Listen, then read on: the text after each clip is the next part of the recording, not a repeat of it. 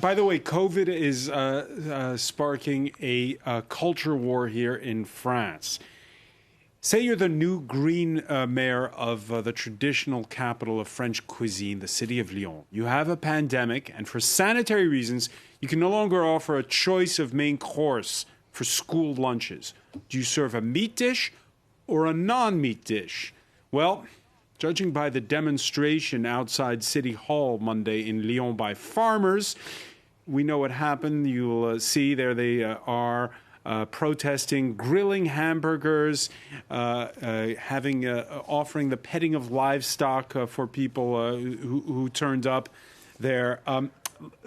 Noor Ibrahim, I think we need the objectivity of somebody who's across the Atlantic for this one. If you were the mayor and you could only offer one choice for the kids for those school lunches, would it be the meat choice or the non-meat choice?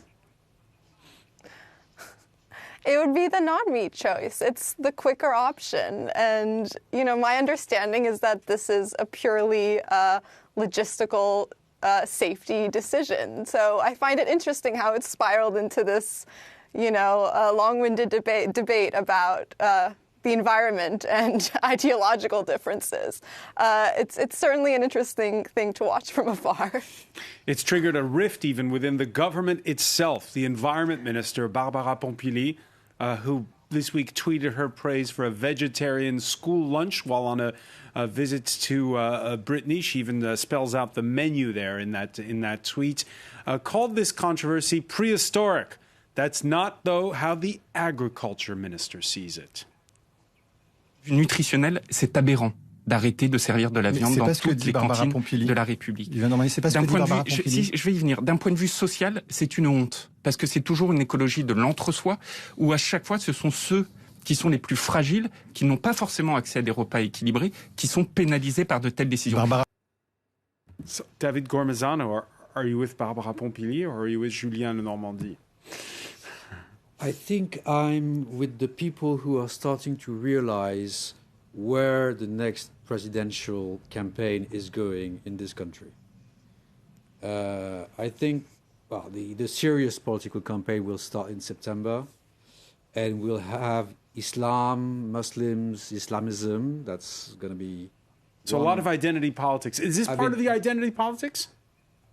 I think you were talking about culture wars? Yeah. Yeah, I think the next presidential election will be a cultural battle around themes like Islam, Islamism, Muslims. So it's the Macron government taking on the Greens who did well in local elections. Exactly. The Macron government see the Greens as a potential rival that could obstruct its strategy to get re-elected.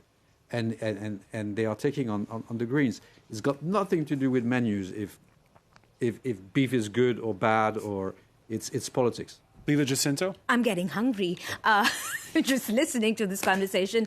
But it's, as David Gormanzano says, it's going to be a very excruciating next few years until the next presidential election, because Macron's government, which was voted into power as a centrist government, has basically abandoned the left and has made the calculation that he needs to win this election by quoting the right. So identity politics, bring back, everything seems to be an affront to the values of the Republic. This is classic right-baiting, and we are not going to have the end of this until 2022, hopefully. Dave Clark, as a proud Geordie, I know that there's a product you can endorse, and you have Greg's sausage rolls.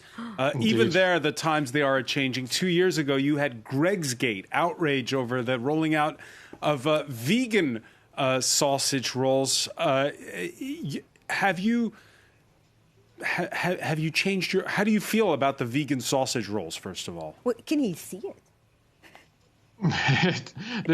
Because I've been in Belgium and because there's been a lockdown, I haven't actually tried the Greg's vegan sausage roll yet. On my rare occasions in the UK, obviously I'll really get my favourite products first. But when it was introduced, there was a similar, although less bitter and politicised, culture war moment in the UK. This was seen as woke to have a meat-free sausage roll to use the current... I'm told it's selling really well.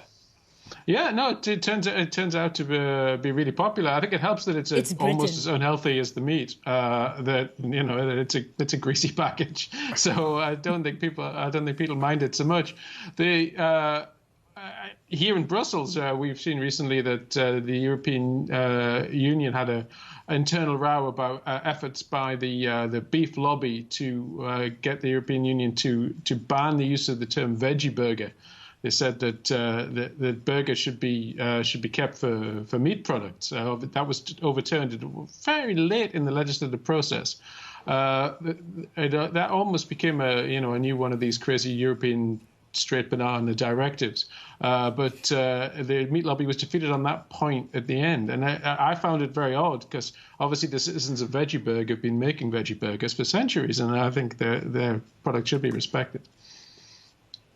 All right, it is to be expected. And of course... That's a joke about Hamburg, obviously. But Well, food for There's thought. No ham in a hamburger. It's food for thought in any case.